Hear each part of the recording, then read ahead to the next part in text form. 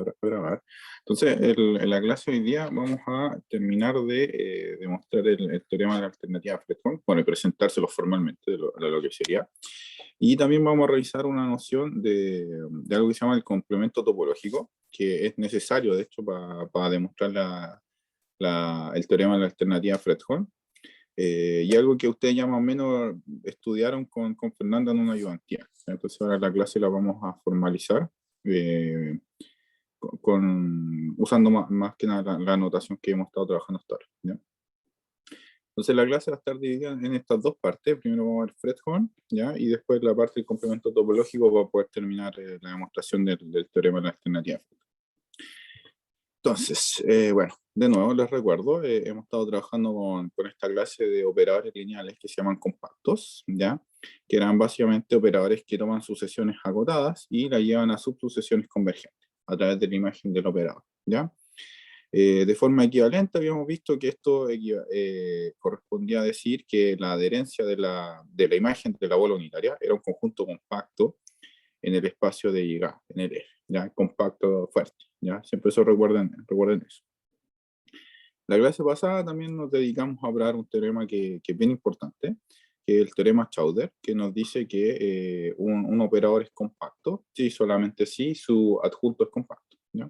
Entonces esas son cosas que vimos también en la clase anterior a esa. Vimos que el espacio vectorial de o sea, el conjunto que formaba los operadores compactos era un espacio vectorial, ¿ya? O sea, que la suma y la multiplicación por escalar de operadores compactos era cerrada, ¿ya? Bajo operación, ¿no? Entonces teníamos esas buenas propiedades. Entonces en el fondo es como son los buenos operadores para trabajar. Entonces, la alternativa Fredholm, para ver la alternativa Fredholm, habíamos empezado a demostrar un par de cosas, ¿ya? Entonces, la clase pasada habíamos demostrado que si estamos en un Banach, entonces y el T era un operador compacto. Entonces, cuando tomábamos el kernel de I menos T, ya de una perturbación compacta de la identidad, ese operador iba a tener, perdón, ese subespacio vectorial iba a tener dimensión finita, ya iba a ser de dimensión finita. Eso era importante. Después, a partir de eso, eso es una consecuencia de ese, también veíamos que cuando estábamos en el mismo contexto, Banach y T operador compacto, el compacto en esta anotación les recuerdo que era T va de EN, ¿ya? El espacio llegaba al mismo que partía.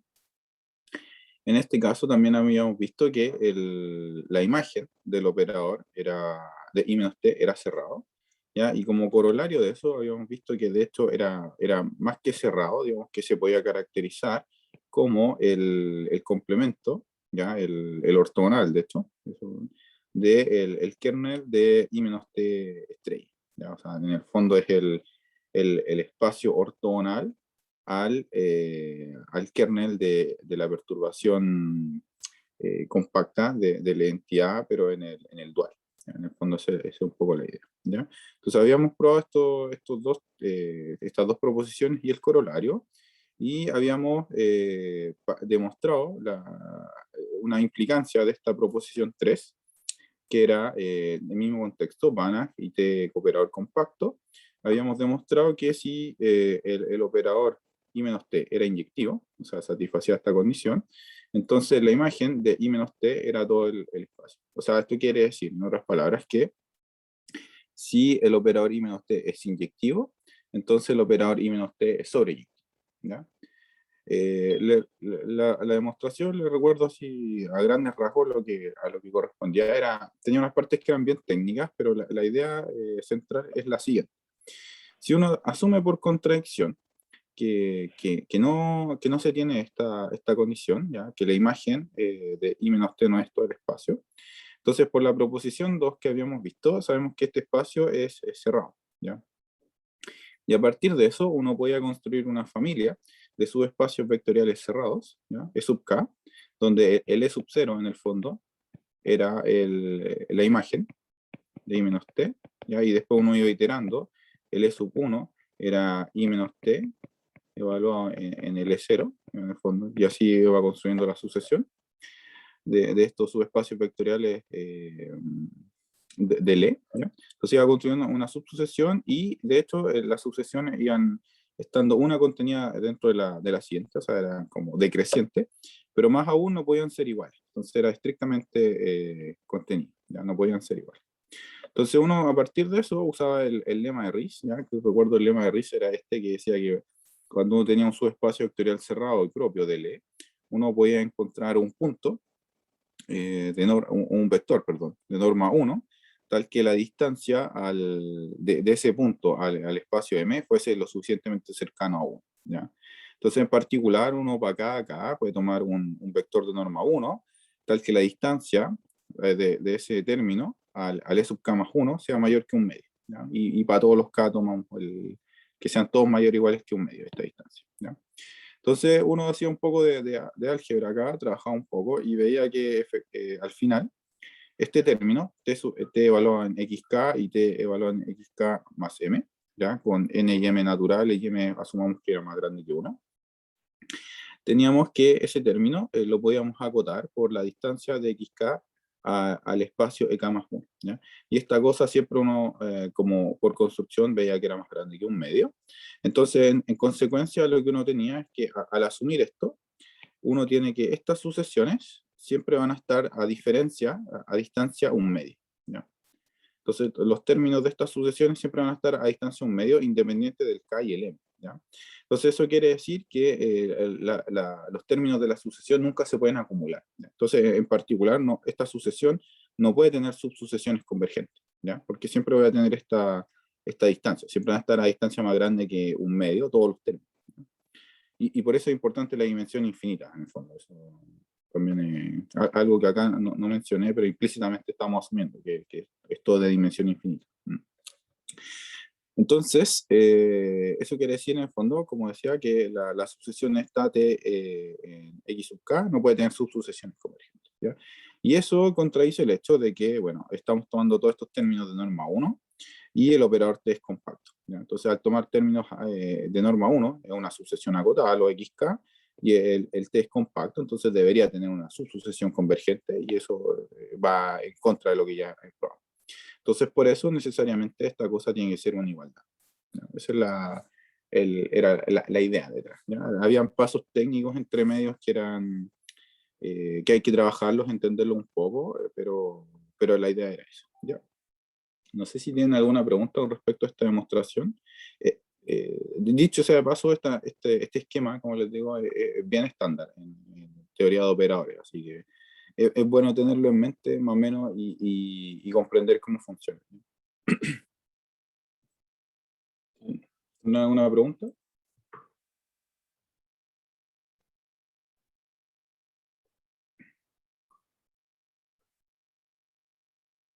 ¿No? Ya. Entonces esa era la demostración. Bueno, los detalles los vimos en la clase pasada. Si échale un ojo, si hay alguna duda, después me pueden preguntar. ¿No? Entonces ahora lo que nos faltaba era ver la otra demostración, la otra implicancia. ¿Ya? Y eso es lo que nos quedó pendiente de la clase pasada. Entonces, en eso, ¿qué es lo que vamos a asumir ahora? Vamos a asumir que la imagen de I-T es todo el espacio. ¿Ya? Y vamos a probar que el kernel de I-T es el cero. Entonces, la estrategia que vamos a ver acá en esta parte es también, es como bien estándar, diría yo, en todo lo de teoría de operadores, que cuando uno tiene una propiedad para el operador, pasa a ver qué es lo que pasa con el adjunto, ¿ya? Y del adjunto trata de volverse para atrás. En el fondo, esa es como un poco la idea, ¿ya? Entonces, ¿qué es lo que vimos? Vimos que, bueno, vamos a asumir esto. Entonces, por el corolario 1 que habíamos visto, teníamos que el corolario 1 era esto, que el kernel de I-T adjunto ortogonal era igual a la imagen de I-T. ¿Ya? Entonces, esto era el corolario 1, era eso sin los ortogonales. ¿Ya? Entonces, por otra parte, tenemos el kernel de I-T, que sabemos que es un subespacio vectorial cerrado, ¿ya? Porque es son los puntos que son iguales a cero, que satisfacen la ecuación igual a cero del operador I-T. ¿Ya? Entonces, ese conjunto es cerrado, entonces igual a su adherencia. La adherencia, ¿ya? Como este es un subespacio vectorial del dual, ¿ya? No sabemos que necesariamente sea igual al ortogonal del ortogonal, pero sí sabemos que está contenido. ¿Ya? Está contenido en el ortogonal del ortogonal. Y acá usamos el lema 1, entonces, que era reemplazar este término por la imagen. Y si asumimos que la imagen de I-T es el espacio E, entonces hacemos este reemplazo, y al final nos queda acá que esta cosa va a ser el ortogonal de E, que vimos ya hace varias clases que esta cosa es 0. Es el 0. ¿Ya?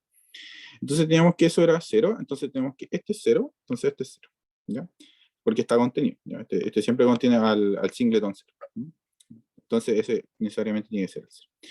Entonces, por otra parte, por el teorema Chauder, sabemos que dado que el T es compacto, el adjunto también es compacto. ¿Ya?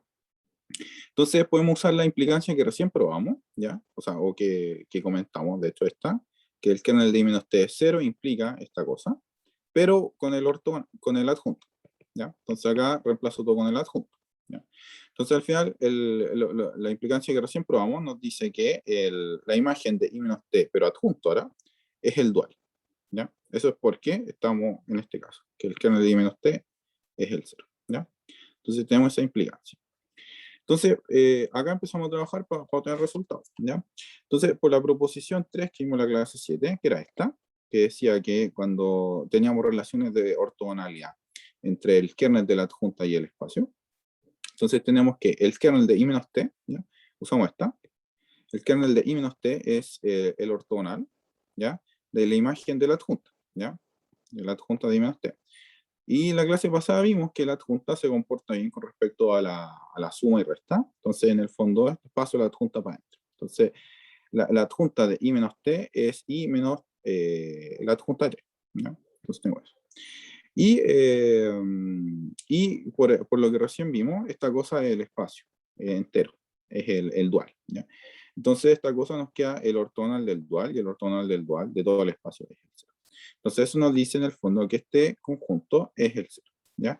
Y por lo tanto, podemos concluir que si la imagen de I menos T es E, entonces el kernel de I menos T es cero, ¿ya? En otras palabras, podemos probar que si I menos T es sobreyectivo, entonces I menos T necesariamente es inyectivo, ¿ya? Entonces, estos son los casos que lo que uno sabe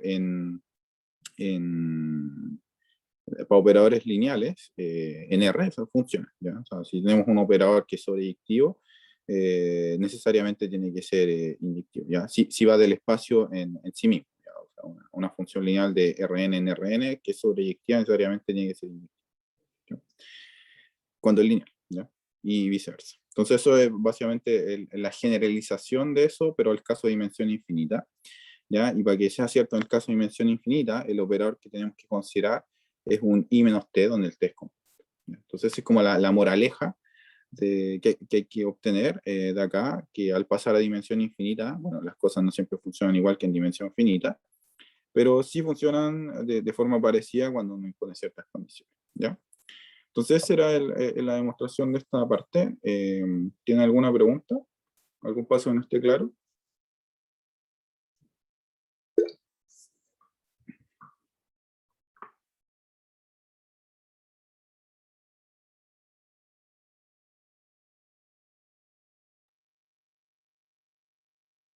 ¿No? Ya.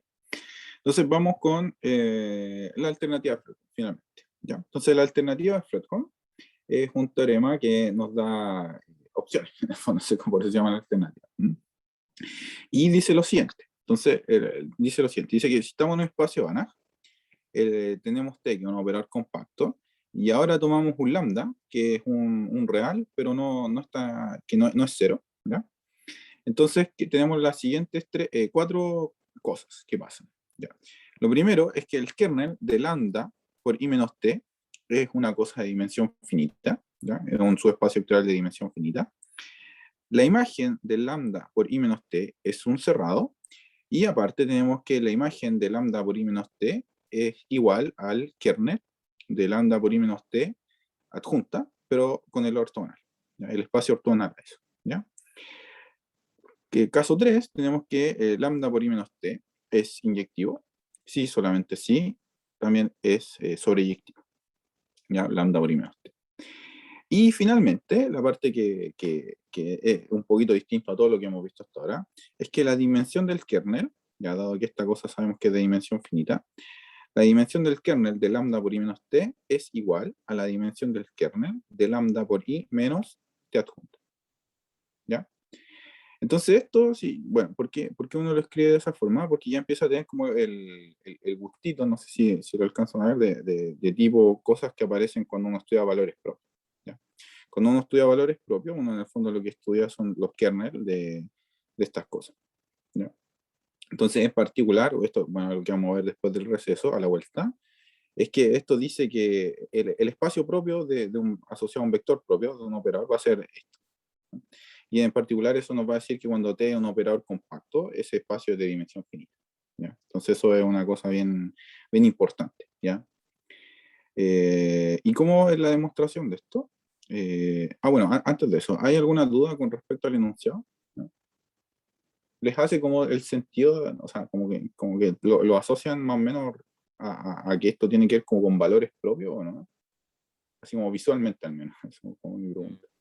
Sí, se ve caleta porque como que en hartos ramos últimamente hemos tenido que calcular valores propios por razones varias y como que viendo eso es como lo que hacemos, como medio. O sea, en numérico supongo que sí, y en el álgebra que están tomando parece que igual. En prueba no sé. A ver, en otros diversos ramos, no sé, en control y cosas así también. Sí, sí, seguro. Entonces, bueno, esta cosa, digamos, esta es la base de lo que necesitamos para después empezar a estudiar, digamos, una pequeña eh, parte de lo que es la teoría espectral, ¿ya? Que es lo que corresponde estudiar en este curso. ¿Ya? Entonces, pero esto es la base, ¿no? Y esto es lo que nos va a dar muchos de los resultados que necesitamos. ¿Ya? Entonces, ¿cómo viene la demostración de esto? Bueno, en realidad es como bien directo de todo lo que hemos hecho hasta ahora. Lo primero es que hay que darse cuenta que el kernel de i menos 1 partido por lambda t, ahora recuerden que lambda es distinto a 0, por eso puedo hacer eso, es exactamente la misma cosa que el kernel de lambda por i menos t.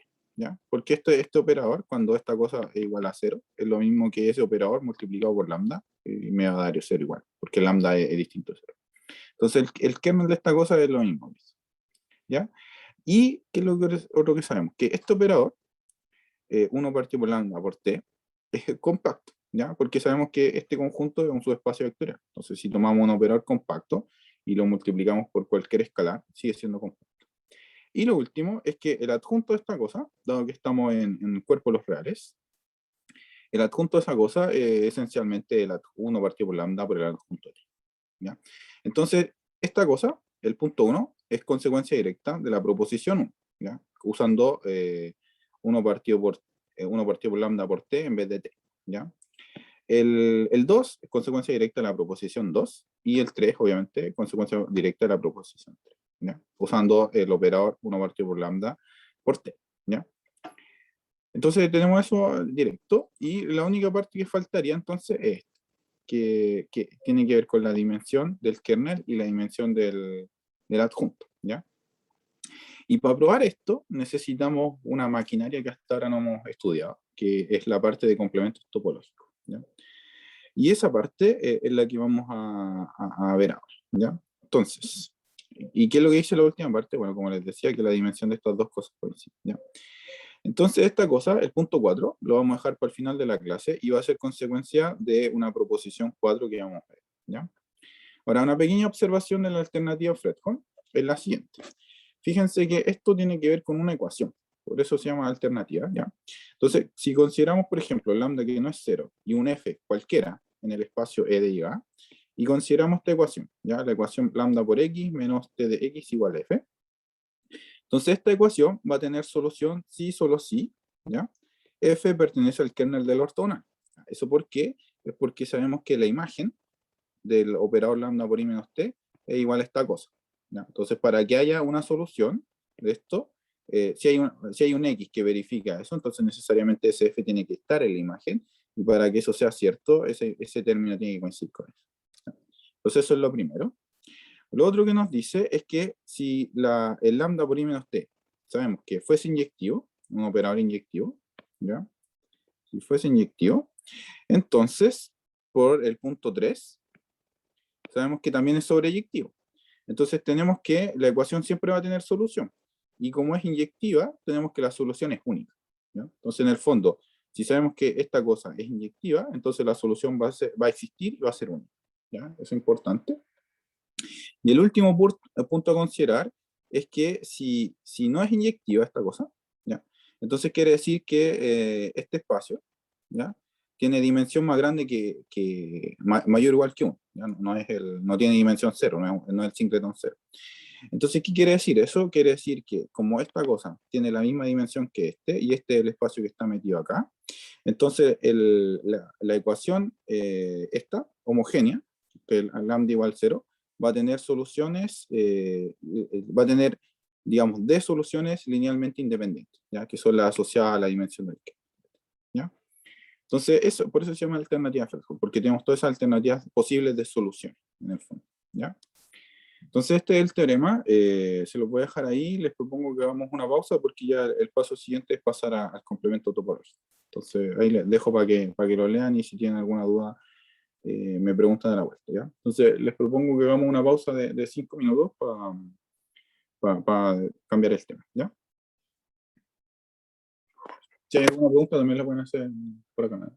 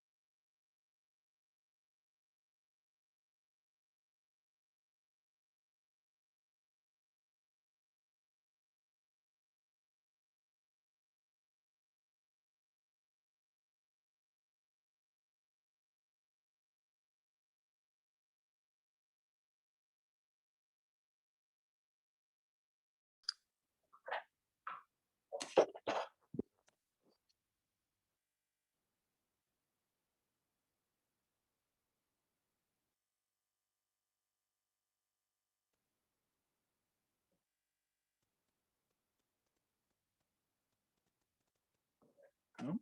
Ya.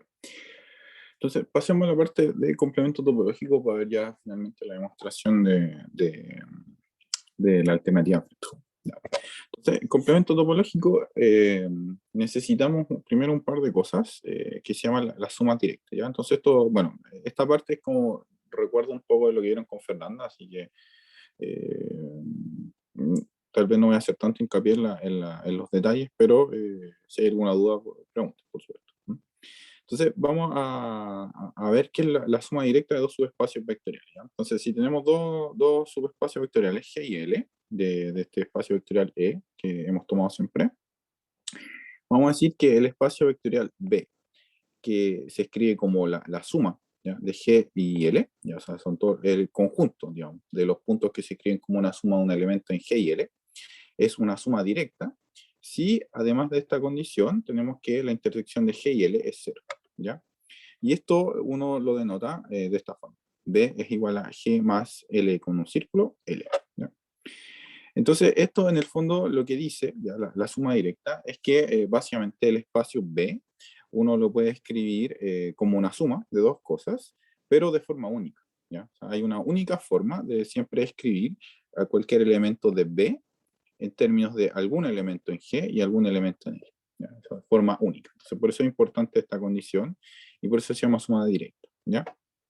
Entonces, en particular, si tenemos que el espacio es completo, digamos, es suma directa de G y L, ¿ya? Entonces, ¿qué es lo que tenemos? Tenemos que cada Z en el espacio, acá debería haber puesto X, dice un cambio de notación, esto es X, tiene una única descomposición en G más L, ¿ya? Entonces, ¿qué quiere decir? Para todo X existe un único G, o perdón, un único Y en G, un único Z en L, tal que X se escribe como I más Z. Y esto, lo importante acá es la unicidad, ¿ya? ¿Por qué tenemos la unicidad? Básicamente por esto. Si ustedes toman dos elementos en G, dos elementos en L, tales que la suma de uno de los elementos en G y el otro elemento en L, ¿ya? Es igual a la suma de los otros dos, ¿ya? del I2 más el Z2 en este caso. Entonces esto lo pueden reescribir pasando el I2 a la izquierda y el Z1 a la derecha con un menos y lo reescriben de esta forma.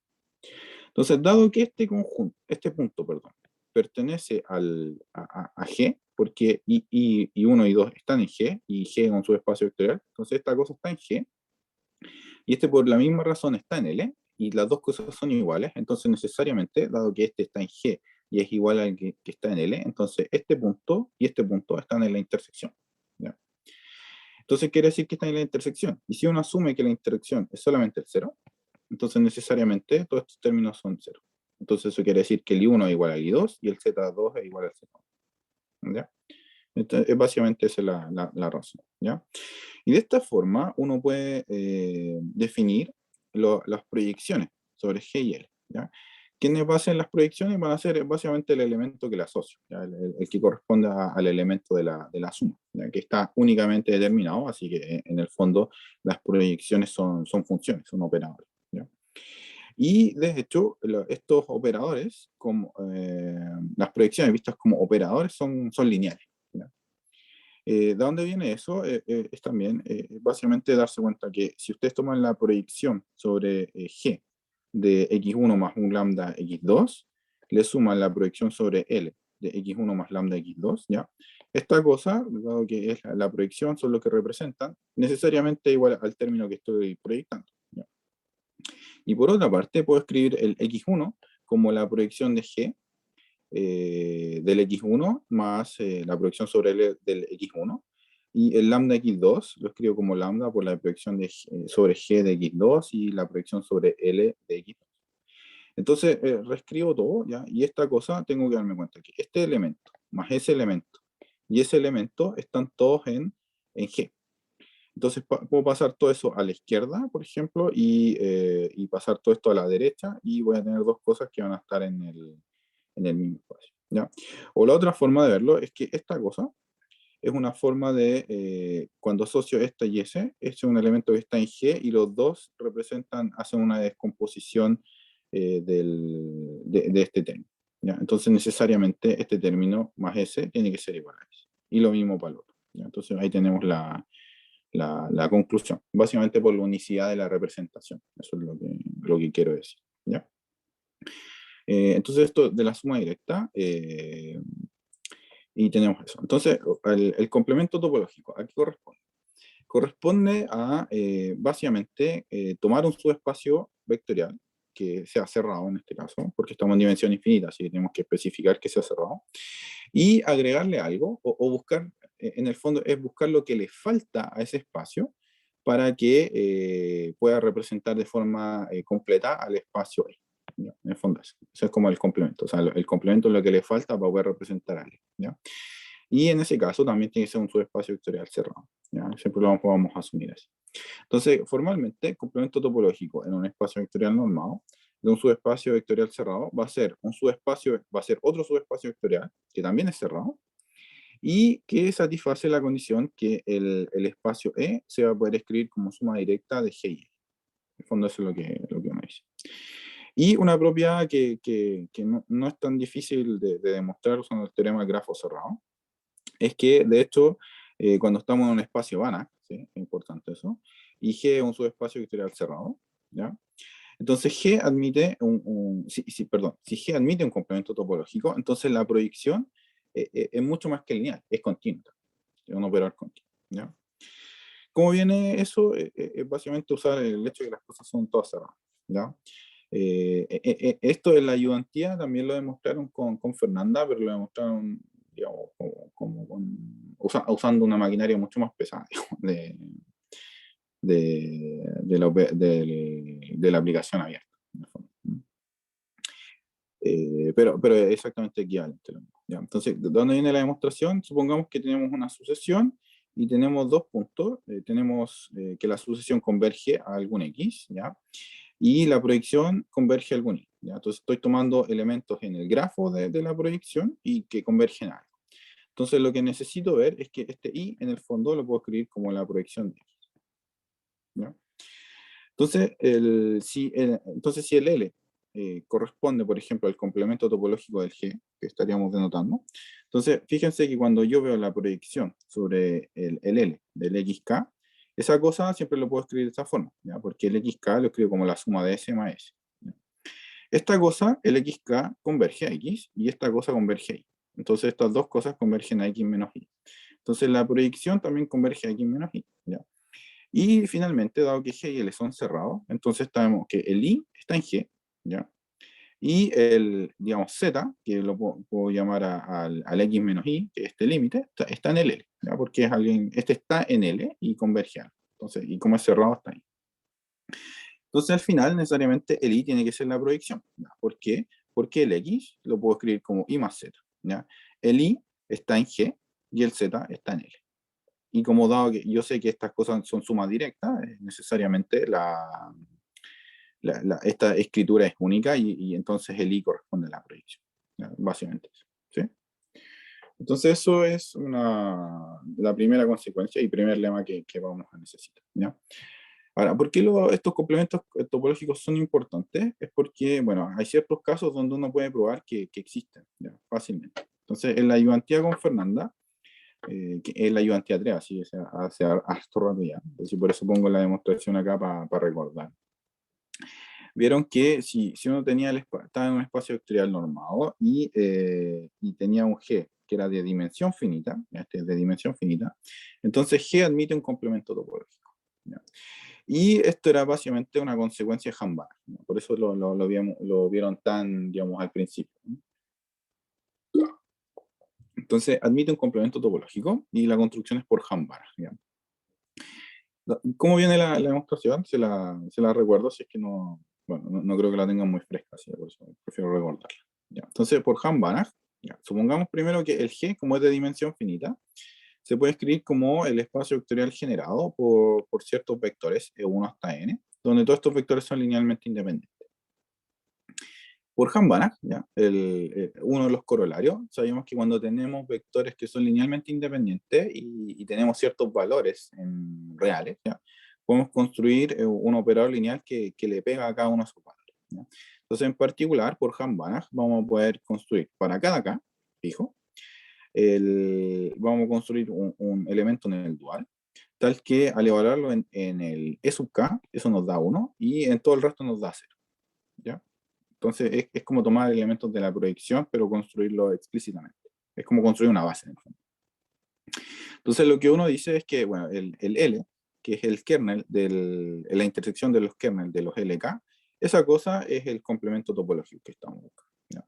Entonces lo primero que hay que notar es que esta cosa es cerrado, porque es la intersección de conjuntos cerrados. El kernel siempre es un subespacio vectorial cerrado, así que siempre la intersección va a ser cerrada. ¿Ya? Y lo otro, para ver que finalmente es un complemento topológico, notemos que de la forma que construimos esto, cuando evaluamos los LK en algún vector que es de esta forma, o sea, básicamente un elemento que está en G, esta cosa pasa, la linealidad, pasa a la suma, saca los alfa y evalúa los L en los E sub I. ¿Ya? Entonces, acá, en esta suma, el único término que va a sobrevivir es el que corresponde al I igual K. ¿Ya? Entonces, acá lo único, y en ese término va a quedar 1, entonces acá lo único que me queda es alfa. ¿Ya? Entonces, para ver qué son complementos topológicos, ¿qué es lo que uno hace? Bueno, si tomamos un X que está en G y L, ¿ya?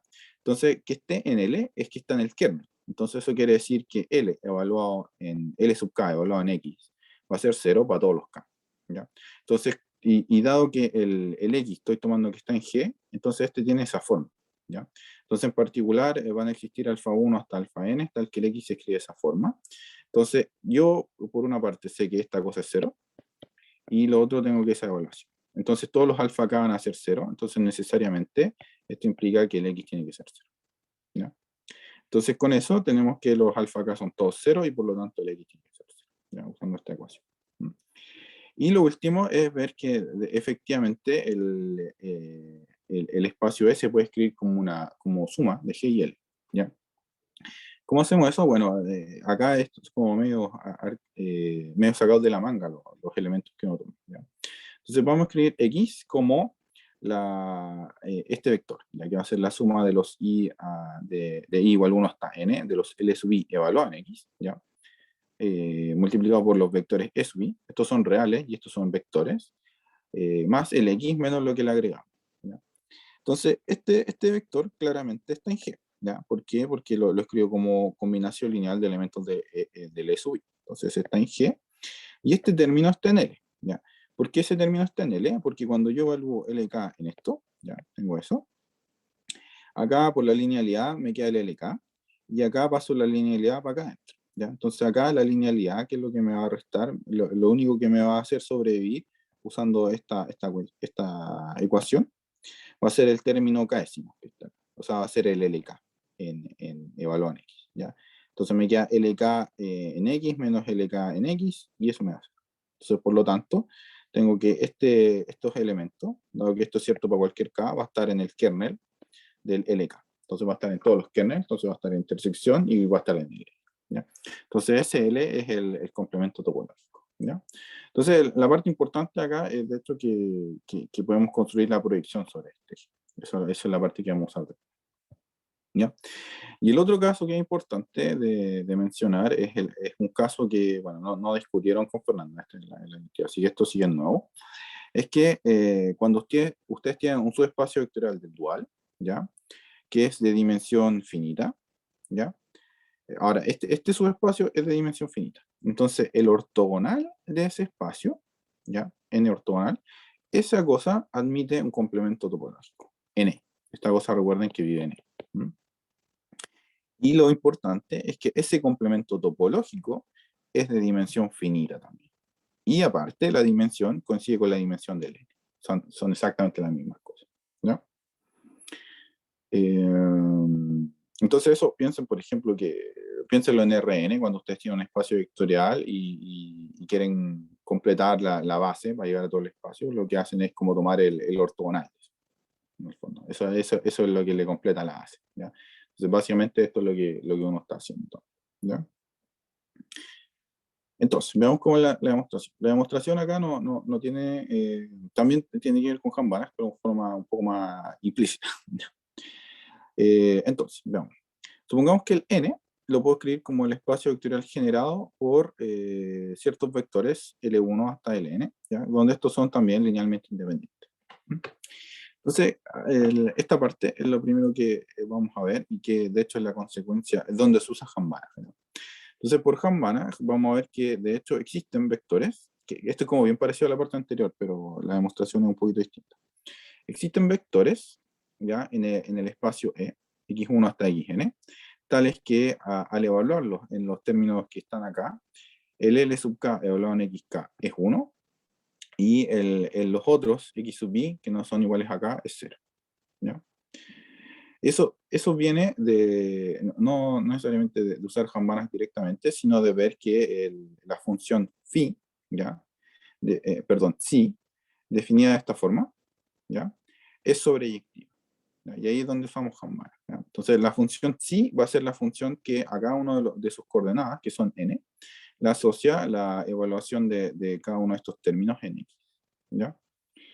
Entonces, si esta cosa fuese sobreyectiva, entonces, por ejemplo, tomamos el vector, no sé, por el 0, 1, 0, 0, 0, 0, y esa cosa va a haber alguien que le va a pegar, va a haber algún x que va a dar ese valor.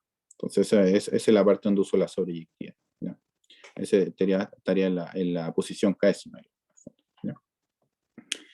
Entonces, ¿por qué esto es así y por qué Hambana juega un rol? Es porque si no fuese sobreyectivo, entonces tenemos que esta cosa estaría estrictamente incluido en Rn, ¿ya? Y sabemos que esta cosa es lineal. Entonces, esto es un subespacio vectorial, ¿ya? Y como estamos en dimensión finita, es cerrado. Así que no hay problema. Entonces, ahí invocamos este corolario de Hambana que vimos, que decía que cuando estamos en un espacio vectorial, teníamos un subespacio vectorial tal que la adherencia de esa cosa estaba estrictamente contenida en E, ¿ya? Ahora, dado que estamos en dimensión finita, esa cosa es un subespacio vectorial y es cerrado. Así, en particular va a ser cierto esto. Entonces, con eso existe un elemento en el dual, ¿ya? En este caso identificamos el dual con Rn, ¿sí? Tal que al hacer la multiplicación de ese vector con los elementos del espacio, nos queda 0, ¿ya? Para todos los elementos del conjunto. Entonces, acá, como estamos haciendo el phi es la imagen de E, entonces tenemos esta condición. Entonces, esta condición se traduce en esto. ¿Ya? Y ahora vemos, bueno, reescribimos esto para atrás. ¿Qué significa esto? Bueno, esto multiplicación en Rn, ¿ya? Del producto punto. Entonces esto es la multiplicación de las coordenadas de cada una de estas cosas. Y acá usamos la linealidad del producto en dualidad, entonces pasamos los etas para adentro y la suma también. Entonces al final me queda esto. Entonces, ¿qué me dice esto? Me dice que este operador, ya que la suma de los NI por LI, ya, combinación lineal de esas cosas, es cero. ¿Ya? Entonces esta cosa como operador es cero, es la función cero, en el fondo. Eso es lo que me dice. ¿Ya? Pero estamos asumiendo que los LI son linealmente independientes. Entonces eso me dice que los eta I necesariamente son cero, entonces el eta es cero. Y eso contradice el hecho de que Hamburg me dice que esa cosa no puede ser cero. Entonces por eso necesariamente esta función es sobreyectiva y tenemos esta condición. ¿Ya? Entonces, ¿qué es lo que vamos a construir como complemento topológico? Va a ser el espacio vectorial generado por estos X. En el fondo, eso es lo que vamos a hacer. Entonces, vamos a ver que ese conjunto es un complemento topológico de L. ¿Ya? ¿Alguna pregunta hasta acá?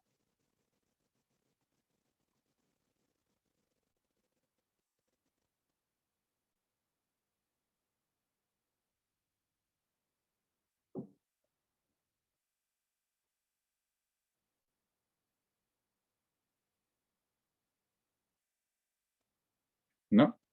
Ya. Pasemos a la parte final de la demostración. Entonces, la demostración, bueno, ¿cómo construimos ese, o cómo vemos que esto de hecho es un complemento topológico? Tenemos que ver que el eta ortogonal más f es todo el espacio E, ¿ya? Y aparte tenemos que ver que el ortogonal inter f es el cero. Esas dos condiciones son las que tenemos que verificar, ¿ya? ¿Cómo vemos eso? Bueno, vemos primero que verifica la condición de la suma, ¿ya? Entonces, lo que vamos a hacer acá es bien parecido a lo que hicimos antes. Vamos a escribir algún x en E de alguna forma apropiada.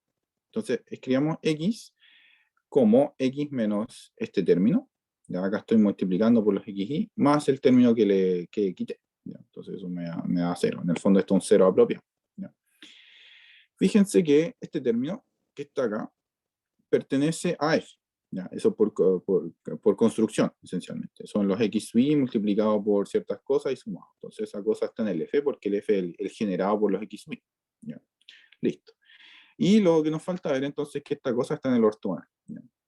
Entonces, ¿por qué esa cosa es tan ortogonal? Es exactamente la misma razón de lo que vimos antes. Cuando evaluamos este elemento, todo este elemento, en los LK, ¿ya? Usamos la misma razón que antes. Entonces, separamos por linealidad, LK me queda acá LK evaluado en X, ¿ya? Es el que saca la linealidad, el menos, ¿ya? Y el menos evaluado, el LK evaluado en esta cosa, ¿ya? Y esta cosa, el único término que va a sobrevivir, de nuevo, es el KS. Entonces, cuando este es K. Entonces, LK multiplicado por XK, que es el que me queda ahí. Y el término que me queda ahí. Y esta cosa la construimos de forma tal que fuese 1, entonces al final me queda 0. ¿Ya? Entonces, necesariamente este término está en el ortogonal de ese. ¿Ya?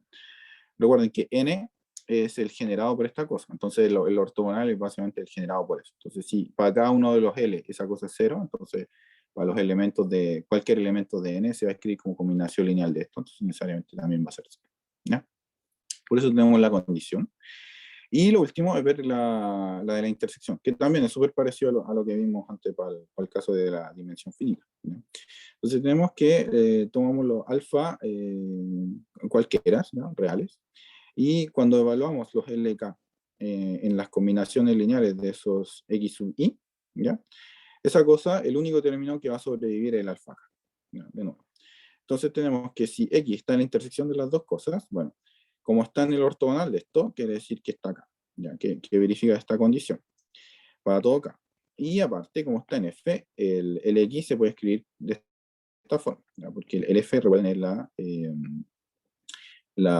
¿cómo se llama? La combinación lineal de los X. ¿Ya? Entonces eso me dice, de nuevo, usando la condición 2, que sí, que tengo que necesariamente, si estas dos cosas se verifican, los alfa K son 0 y por lo tanto la intersección tiene que ser 0. ¿Ya? Y esto me dice al final, como acá tengo que la suma y la intersección es 0, entonces LE se escribe como suma directa de n ortogonal más. ¿Ya? Entonces tenemos que el F es un complemento topológico. ¿Ya? Ahora, fíjense que el F es el generado por los X sub I, así que es un subespacio vectorial de dimensión finita, entonces por lo tanto es cerrado. Así no hay mayor problema con eso. Y la parte final que nos falta ver es que la dimensión de F es igual a la dimensión de N, ¿ya? Donde N son los vectores linealmente independientes que generan al N mayúsculo, ¿ya? ¿Dónde viene eso? Viene del hecho simplemente de fijarse. Si tenemos esto, que fuese 0 para alfa sub I, alfa 1 hasta alfa n, ¿r? ¿Ya? Entonces, dado que eso es 0, si yo evalúo eso acá adentro, esa cosa me queda 0. ¿Ya? Esto estaría evaluando en 0. Entonces esto me da 0 para todos los LK. ¿Ya? Entonces me dice que los alfa acá necesariamente son todos 0. ¿Ya? Entonces eso me dice que tengo la linealidad, que son linealmente independientes. Entonces, como el F es el generado por estos vectores y son linealmente independientes, tenemos que la dimensión de ese espacio es N. ¿Ya? Entonces eso es, bueno, como bien dejan vanas los argumentos. ¿Ya? ¿Alguna duda hasta acá?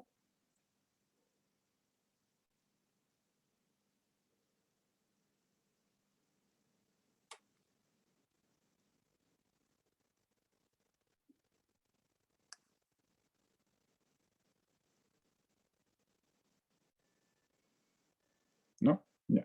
Bueno, si les quedó alguna duda, lo importante es básicamente entender que existen estas cosas. Ya las demostraciones las pueden repasar después. ¿Mm?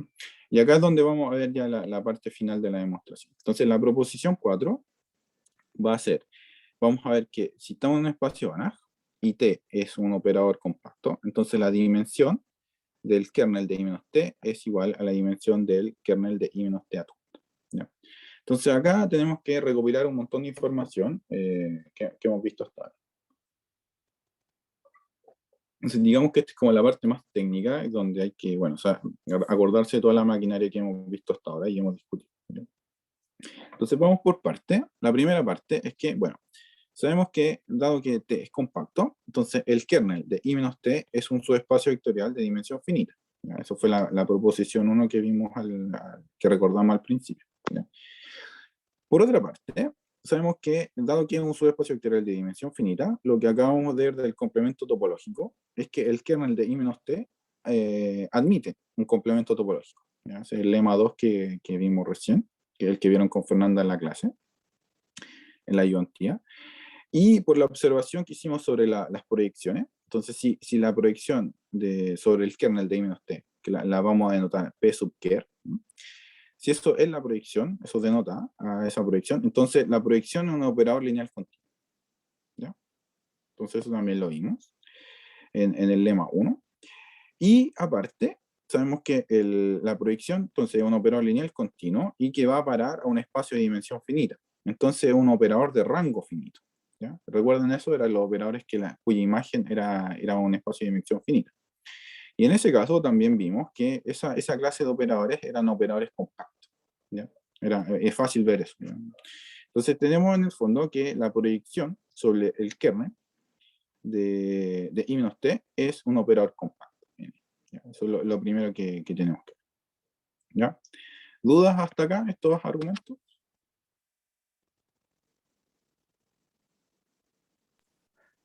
Profe, que ¿Sí? es una duda mía que me quedó de todos los lemas de que siempre estamos como probando de que se admite un complemento topológico, pero no sé si en la práctica o en esta demostración que vamos a hacer ahora, por ejemplo, es importante saber qué forma tiene ese complemento que se admite, o solo necesitamos saber de que existe No, uno, por decirlo.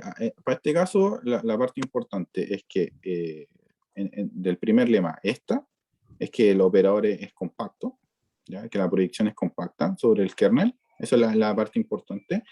Y para la otra es que la dimensión del complemento topológico, ¿ya?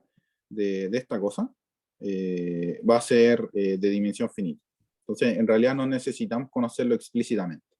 Mm, Me comprendo. basta con saber que teóricamente está en algún lado y que se puede, que alguien suficientemente inteligente puede calcularlo, pero no me interesa cómo lo calculo por el momento. Simplemente me interesa saber que existe. Claro, entiendo. Gracias, profe. ¿Sí? Ya.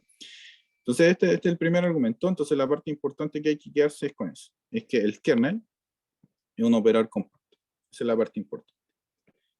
Después, el paso segundo que es importante es que por el teorema Chauder, sabemos que el adjunto es compacto. Entonces, por la proposición 1, aplicado a T estrella, también sabemos que el kernel de I-T es un subespacio vectorial de dimensión finita, porque esta cosa es compacta. Por el corolario 1, que vimos, entonces tenemos que la imagen de I-T lo puedo escribir como el ortogonal del kernel de I-T, ¿ya? Y esta cosa es de dimensión finita. Entonces esto quiere decir que este espacio, que se escribe como el ortogonal de alguien, ¿ya? Por el lema 3 que acabamos de discutir recién, tenemos que este subespacio vectorial, que también sabemos que es cerrado, admite un complemento topológico, y ese complemento topológico es de dimensión finita, ¿ya? Y de hecho, si F denota el complemento topológico este que estamos estudiando, el complemento topológico de la imagen, perdón, entonces la dimensión de SF es exactamente la dimensión del kernel, ¿ya? Entonces, ¿qué es lo que voy a hacer? Voy a tratar de comparar el kernel de I-T con el F. En el fondo, esa es como la estrategia, ¿ya? Para poder ver que las dimensiones de estas dos cosas coinciden, ¿ya? Porque esta cosa, en el fondo, es la dimensión del F. Entonces, este de F necesariamente tiene que coincidir de alguna forma con el kernel de I-T. Entonces, la idea que hay detrás es básicamente ver que el kernel de I-T corresponde de alguna forma, o bajo cierta modificación, corresponde perdón, al F. ¿Ya? En el fondo así es como la idea. Hay un isomorfismo entre las dos cosas. Y por lo tanto tienen la misma dimensión. ¿Ya? O sea, esa es la parte importante. ¿Ya? Entonces, lo que vamos a ver ahora es que se tiene esto. Primero, que la dimensión del kernel de I-T es más grande que la dimensión del kernel de I-T adjunto. ¿Ya? ¿Alguna pregunta con estos argumentos?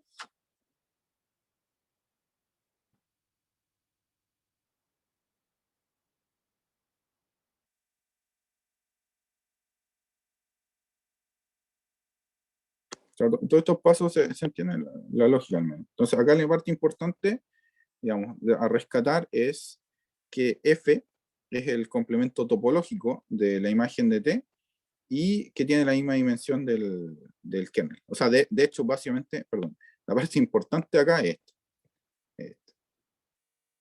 Esa es como la parte más importante, ¿ya? Entonces ahora vamos a ver por contradicción que se tiene esto.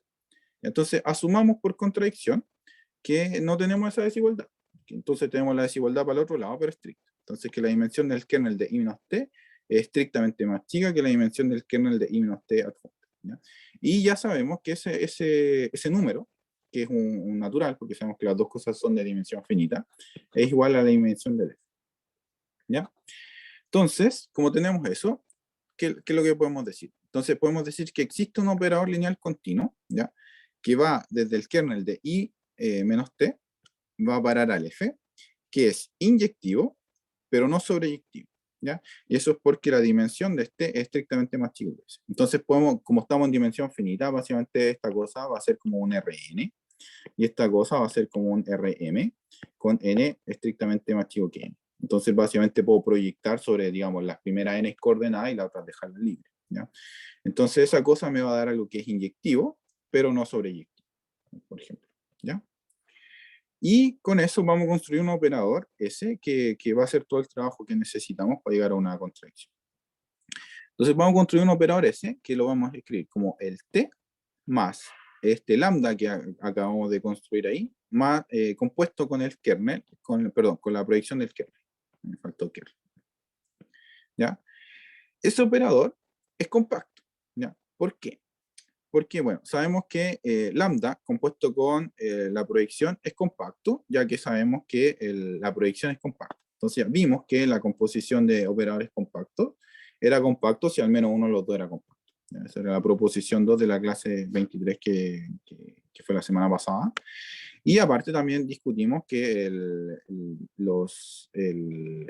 conjunto de los operadores compactos era un subespacio vectorial de las lineales continuas. Entonces tenemos que la suma en particular de dos operadores compactos me da compacto. Entonces este es compacto y ese compacto, la suma me da compacto. Entonces el S es un operador compacto. Ya, listo. Entonces, de hecho, podemos afirmar que el S es, perdón, I menos S es un operador inyectivo, ¿ya? ¿Por qué? Porque fíjense que si estudiamos el kernel de esta cosa, ¿ya? O sea, todos los x, n, tales que x menos s de x es 0, entonces por la definición del s, esta cosa me va a quedar que necesariamente va a tener x menos t de x, va a ser igual a lambda, compuesto con la proyección del kernel, ¿ya?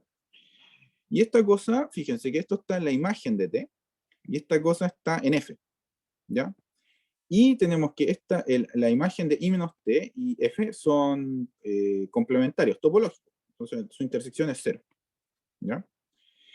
Y bueno, como recién les dije, esta cosa está ahí y esa cosa está ahí. Entonces necesariamente, como tengo igualdad de dos cosas, que están uno en una parte del complemento y la otra en la otra parte del complemento, necesariamente las dos cosas son 0, porque el único punto donde se intersectan es el 0. ¿Ya? Entonces tengo esto. ¿Qué me dice eso? Me dice en particular que x está en el kernel de i menos t, ¿ya? Eso es esta parte.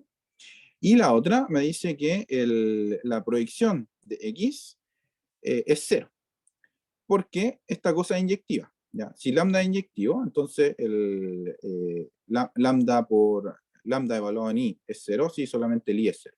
Entonces necesariamente esta cosa es 0. Eso es porque inyecta. Entonces, ¿qué dice eso? Bueno, el x está en el kernel de i menos t. Entonces, x es necesariamente igual a su proyección sobre ese espacio, ¿ya? Pero ya vimos que esa cosa es 0. Entonces, necesariamente el x es 0. Entonces, por lo tanto, el único punto que puede verificar esta ecuación es el x igual a 0. ¿Ya? Entonces, eso me dice que esta cosa es inyectiva, ¿ya? Por esta parte, como ya vimos que es compacto y tenemos que es inyectivo, ahora podemos usar la proposición 3, ¿ya? Ese es compacto y tenemos esa condición. Entonces, la proposición 3 me dice que la imagen de i menos s es todo el espacio, ¿ya? Entonces tengo que la imagen de i menos t es todo el espacio, o sea, en el fondo recuerden que cuando tenemos un operador compacto, i menos s es inyectivo si solamente si i menos s es sobreyectivo. Entonces tengo esa condición. ¿Qué implica eso? Implica que si yo tomo un f minúsculo, que está en el conjunto f, que tomé antes, como tengo esta condición de la imagen, entonces necesariamente tengo que esta ecuación, ¿ya? Que sería en el fondo la ecuación x menos s de x igual a f, esa cosa admite solución. Tiene una solución, hay una solución ahí, ¿ya? Entonces hay un x que verifica estas dos condiciones, igual a f, ¿ya? Y ahora usamos un argumento parecido al que usamos acá. Tenemos esto, ¿ya? Porque las dos cosas, la imagen de i menos t y el f son complementarias topológicas, entonces la interacción es 0. Tenemos que, bueno, esta cosa por definición está en la imagen de i menos t, ¿ya?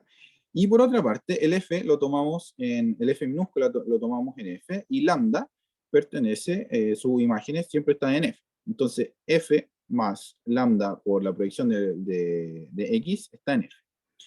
Eso implica, usando los mismos argumentos que antes, que esta cosa necesariamente es 0, ¿ya? Porque por una parte vamos a tener algo que se escribe como un elemento que está acá, que está en la imagen de t, y este otro más s están en el f.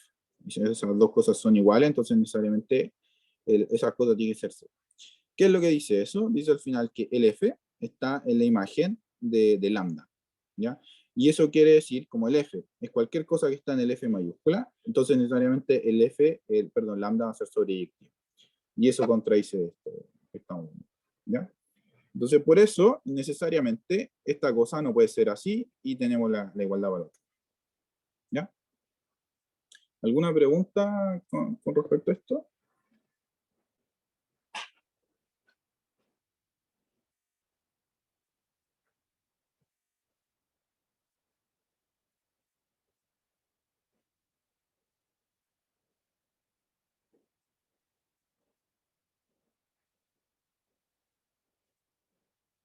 ¿No? El argumento es como bien algebraico, así que creo que no es tan difícil de seguir, ¿ya? Y vamos con la última parte, entonces ya la conclusión de la demostración. Entonces, recién lo que probamos era esto, ¿ya? Eso es lo que probamos. Entonces, fíjense, de nuevo, usando el teorema Chauder, podemos usar el mismo argumento, pero en vez de t, usar t estrella. ¿Y qué es lo que me dice el argumento? Bueno, me dice que cuando le agrego una adjunta al operador, la dimensión del kernel de i menos t va a disminuir, básicamente. Entonces, tengo esta relación para allá. Entonces, el resultado final va a venir de ver que estas dos cosas son iguales, ¿ya? Y acá tenemos que usar un argumento parecido al que usamos para el teorema de Chauder, de pasar a ver qué pasa cuando uno compone un operador con las inyecciones canónicas y qué pasa con el bidual, con la vía adjunta. Entonces, recordemos que teníamos lo siguiente. Si tenemos un operador lineal continuo, entonces siempre podemos probar, ¿ya?, que si proyectamos sobre el bidual las imágenes de este operador A, ¿ya?, esa cosa es exactamente lo mismo. Como resultado vamos a obtener que es lo mismo que tomar los puntos que inyecto de la inyección canónica y aplicarle el bidual, ¿ya? Entonces, en el fondo, esto dice que el siguiente diagrama conmuta, ¿ya? Entonces, básicamente, si yo parto en él, evalúo una y después proyecto sobre el bidual, es exactamente lo mismo que proyectar sobre el bidual y aplicar la vía adjunta, ¿no? Entonces, tenemos eso. Entonces, ¿qué quiere decir eso? Quiere decir que si para algún x, ya ax es 0, entonces, cuando yo considero este elemento, ya esta cosa me va a dar 0 igual, porque este es 0, la inyección canónica del 0 me da 0. Entonces tengo que la vía adjunta, compuesta con la inyección canónica, me da 0. ¿Qué quiere decir eso? Quiere decir que las inyecciones canónicas del kernel de A está contenido en el kernel de la vía adjunta, ¿ya? ¿Qué me dice eso? Dice que, por ejemplo, si tomamos A como I menos T, entonces puedo reemplazar este mismo resultado acá con I menos T, ¿ya? Entonces me dice que esta cosa está contenida ahí, ¿ya? Y esta cosa es un subespacio vectorial que está contenido en este subespacio vectorial, los dos de dimensión finita. Entonces, ¿qué me dice eso? Me dice que la dimensión de este conjunto, dado que esto es una inyección, ¿no?, la dimensión de este conjunto es estrictamente más chica que la dimensión de este subespacio vectorial, como espacio vectorial, ¿ya? Entonces me dice necesariamente que esto tiene que ser así. Y entonces tengo esta desigualdad para el otro lado, entonces este menor o igual que ese que está ahí. Entonces, dado que tengo todas estas desigualdades, tengo que necesariamente tiene que haber igualdad, ¿ya? Entonces eso finalmente prueba que estas dos cosas son iguales. Y eso concluye la demostración, ¿ya? Entonces, argumento también, bien, este argumento yo lo considero como bien estándar también en la parte de teoría de operadores, que es pasar por la vía adjunta, ¿ya? Eso, ¿alguna pregunta?